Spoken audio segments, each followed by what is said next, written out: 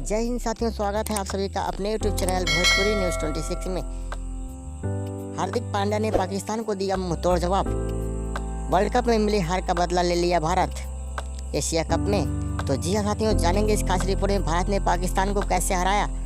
उससे पहले आपसे छोटा सा रिक्वेस्ट है, अगर आप चैनल पहली बार आए हैं और अभी तक सब्सक्राइब नहीं किए हैं तो नीचे दिए गए लाल बटन को दबाकर चैनल को सब्सक्राइब करें क्रिकेट का हर अपडेट सबसे पहले पाने के लिए।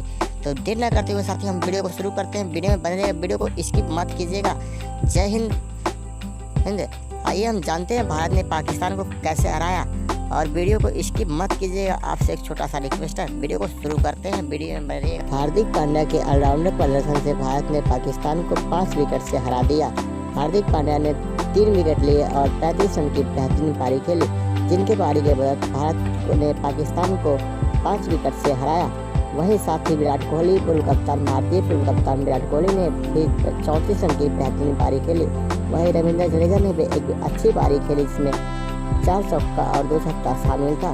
तो जय हिंद साथियों, वीडियो को यहीं पे एंड करते हैं। और इस तरह पाकिस्तान को भारत ने हराया 5 विकेट से। जय हिंद, वंदे मातरम। मिलेंगे नेक्स्ट वीडियो में।